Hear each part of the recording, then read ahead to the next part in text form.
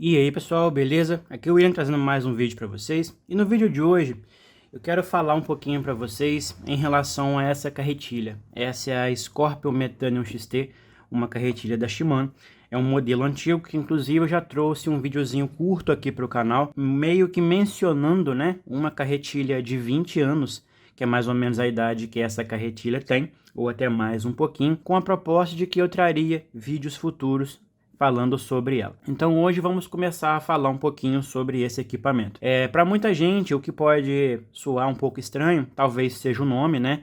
Já que nessa época as carretilhas tinham nome e sobrenome e atualmente existem carretilhas separadas com o nome de Scorpion e outra carretilha com o nome de metânio, né? Hoje em dia são carretilhas distintas, modelos diferentes, com características diferentes, com propostas diferentes e com preços diferentes também. A Scorpion Metannium XT, ela vem aqui numa caixinha bastante compacta, apesar de mais alta, ela é bastante estreitinha, bem pequenininha, uma caixa muito bonita, né? Muito bem feita, muito bem acabada. Aqui vem uma menção ao sistema de freio dela, que é um freio centrífugo, né? Que é o SVS.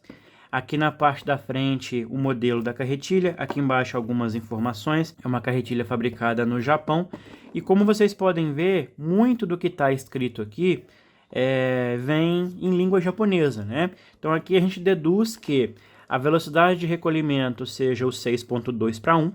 O drag a gente imagina que seja esse aqui, ó, o 4.5, já que tem um kg aqui na frente. O peso da carretilha 235 gramas. É um peso bastante considerável, tendo em vista carretilhas atuais. Mas o que ao mesmo tempo não é nada tão absurdo, tendo em vista outros modelos da Shimano, que até mesmo nos dias de hoje não são carretilhas muito leves, e até mesmo outros modelos de outras marcas, né? A Daiwa tem algumas carretilhas pesadas também, enfim. Aqui, esse número 5 eu acredito que seja o número de rolamentos. Aqui na parte de baixo vem o número 1, que eu não sei o que é. E aqui embaixo a capacidade de linha, tá? Então aqui eu acredito que seja em PE, possivelmente PE3 são 140 metros, o PE 3.5 120 metros, o PE 4 110 metros e o PE 5 90 metros. Eu vou procurar a correspondência e coloco aqui no vídeo para vocês, tá? Falando qual que é a correspondência em medida PE, não é exato a conversão, mas é aproximada em relação à milimetragem, tá? A bitola de cada linha. Então, abrindo essa carretilha, a gente tem aqui o seguinte. Nós temos essa bagzinha, é uma bolsinha feita de tecido. Temos aqui a carretilha em si. Temos aqui uma chavinha que pode e deve ser usada para a abertura dela. E vem algumas buchas para o freio. Eu acredito que essas buchas não tenham sido usadas porque elas não têm marca, elas não têm sujo. Vejam que todas elas estão muito clarinhas, inclusive essas que estão mais clarinhas estão 100% transparentes. Então dá a entender que realmente elas não foram usadas. Aqui dentro uma pequena vista explodida, porém em japonês, né? Aqui dentro da caixa, mais nada, somente ali o encaixe das peças mesmo. Então vamos lá, pessoal. Essa carretilha, ela é uma carretilha que foi emprestada pelo nosso amigo senhor Renato, que acompanha muito o canal, comenta em todos os vídeos. Inclusive, muito obrigado mais uma vez ao senhor Renato por ter oferecido esse equipamento para a gente gerar um material aqui para o canal. Tá? É um equipamento acho que acredito que dentre os modelos que ele tem, diversos da mesma marca, da mesma época, essa seja o xodó, né? Segundo ele, essa é o xodó dele. De fato, é uma carretilha muito bonita, muito imponente. Apesar de ser uma carretilha com uma idade até que considerável, né? É uma carretilha muito inteira. A gente encontra carretilha aí com poucos meses de uso e que se encontram em estado de conservação precário. E essa aqui a gente pode falar que é uma carretilha que tem muito pouco uso. Segundo ele, é uma carretilha que nunca passou por uma manutenção, que nunca foi aberta. Inclusive, quando ele mandou ela para mim, eu já lavei, já limpei, já lubrifiquei, deixei ela toda limpinha para poder fazer esse material para vocês. Mas, apesar de ser um equipamento que foi usado por muito tempo, ela estava praticamente limpa por dentro. A graxa não estava derretida, não estava preta, estava muito legal, muito conservada mesmo. Enfim, vamos lá. Então aqui nós temos uma carretilha com um visual bastante diferente para os dias atuais, mas um visual muito comum para aquela época, né? Carretilhas assim com formatos um pouco mais simples, né? Não eram carretilhas com muito vinco, não eram carretilhas com muitos recortes, né? Mas ainda assim eram equipamentos bastante bonitos, né? Vejam que aqui ela tem esse círculo aqui no meio, aqui é uma chavinha que você levanta e você gira essa peça para você soltar a tampa. Então, quando você desenrosca esse miolo aqui, todo esse círculo, você consegue soltar a tampa, que desde aquela época já era uma tampa que ficava presa ao corpo da carretilha, tá? O que é bastante legal. Voltar a tampa para o lugar é extremamente fácil, muito macio, não precisa fazer força, tá? Essa alavanquinha, ela tem uma mola, então ela não fica levantando com facilidade, né? Esse risco não existe. E tem um detalhe aqui também, que mesmo se a tampa abrisse, você não corre o risco de perder o carretel, tá? O que é bastante legal e eu vou mostrar para vocês logo logo. Então aqui nós temos uma carretilha toda feita em metal, possivelmente feita em magnésio, né? Pois apesar de ser uma carretilha de um tamanho mais razoável, ela ainda não é tão pesada. Podemos dizer que ela tem aqui um porte de uma carretilha Big Game hoje em dia, talvez um pouco maior do que uma Contender Big Game. Ela é um pouquinho mais gordinha, né? Um pouquinho mais alta, mas ela tem um perfil assim, um tamanho até que parecido. Ela é realmente mais alta, mas no geral o tamanho dela não é tão diferente, tá? Eu tenho aqui, para a gente fazer uma comparação, essa é uma Brisa Light, modelo novo, né? Aquela New Brisa, modelo 2021. Vejam que lateralmente falando, a gente consegue notar sim algumas diferenças, né? Notem que a Scorpion ela é uma carretilha mais alta, ela é levemente mais comprida. Aqui na largura não muda tanta coisa, né? Claro que o corpo da carretilha passa essa impressão de ser bem maior, até pelo fato dela ser uma carretilha mais redonda, tá? Mas nesse sentido aqui lateral, a diferença não é tão grande, tá? Aqui nós temos uma manivela feita de alumínio, a estrela de fricção feita de alumínio, o botão da sintonia também feito de alumínio, a sintonia não tem ponto a ponto, o drag também não tem ponto a ponto, coisa que era comum naquela época. Um detalhe muito interessante aqui é que a manivela não tem aquele furo com aquela porca por fora, o que é bastante legal. Dificulta um pouquinho a manutenção, dificulta um pouquinho, exige um pouquinho mais de cuidado na hora de desmontar, mas o que deixa o equipamento bastante estiloso, né? Deixa aqui uma cara assim mais refinada. Aqui nós temos pegadores de borracha. Notem que mesmo sendo uma carretilha com uma idade mais avançada, os pegadores dela estão perfeitos, não estão melados, não estão derretidos. Notem que a qualidade, né, daquela época era realmente muito superior ao que a gente tem aqui hoje. Outro detalhe interessante é a questão aqui da manivela. Vejam que ela é uma manivela bem pequenininha, tá? Essa manivela tem mais ou menos 7 centímetros, né? De centro a centro aqui dos pegadores. Então, assim, ela é bem curtinha mesmo. Para algumas pessoas, pode ser um pouco trabalhoso para você manusear. Eu gosto de manivelas que tenham na casa de 9 centímetros. Há pessoas que prefiram com 10 ou com 11 centímetros. Essa aqui já é bem menorzinha do que o tamanho que eu estou acostumado a usar. Aqui na frente vocês podem ver que tem aqui essa estampa, né? Que é uma placa que foi colada aqui por cima com o nome da carretilha. Aqui na frente o guia de linha. Vejam que ele é revestido de titânio. Ele tem esse acabamento cromado ali em volta. Ele é bem pequenininho, bem legal, tá? Inclusive, nessa época, ainda não existia os famosos guias com formato cônico, né? Aqui já tínhamos esse gatilho, entre aspas, flutuante. Vejam que ele é preso apenas por um lado. E desse lado aqui, ele tem apenas um guia, né? Quando você apertar, para ele não se desalinhar, ele tem esse pino aqui, que faz ele manter a posição correta dele. O carretel é bastante diferente. Vejam que é um carretel, não é muito largo, também não é um carretel extremamente fundo, mas tem uma capacidade de linha bastante razoável.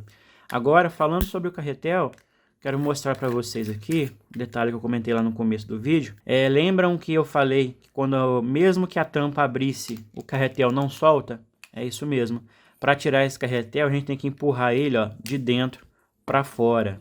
Ele é um carretel 100% seguro e ele é preso por causa dessa pontinha.